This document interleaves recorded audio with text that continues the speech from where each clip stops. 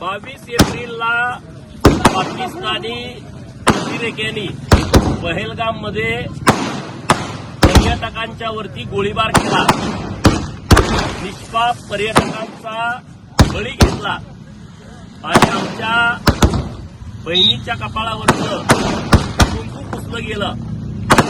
भारतामध्ये तीव्र संताप व्यक्त केला गेला.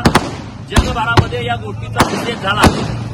देशाचे गद्दार पंतप्रधान माननीय नरेंद्रभाई मोदी, गृहमंत्री माननीय अमितभाई शहा, रक्षामंत्री माननीय राजनाथ सिंग आणि या सगळ्या विषयामध्ये बारकाईनं लक्ष घालणारे माननीय अजित डोवाल साहेब आणि महाराष्ट्राचे मुख्यमंत्री देवाभाऊ, या सर्वांच्या वरती भारतातल्या जनतेचा विश्वास होता की कुठल्याही परिस्थितीमध्ये पाकिस्तानला त्यांच्याच भाषेत उत्तर दिलं जाईल.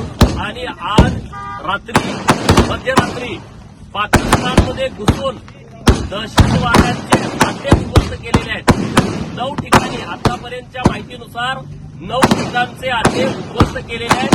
त्यांचे जे सगळे अतिरेक्यांचे म्होरके आहेत त्यांना सगळ्यांच्या विरोधामध्ये हे भारतानं खूप मोठी एक अटॅक केलेला आहे. मी माननीय नरेंद्र मोदी साहेबांचं विशेष अभिनंदन करतो, भारत सरकारचं अभिनंदन करतो आणि या सगळ्या मिशनला सिंधू हे नाव दिलं आहे.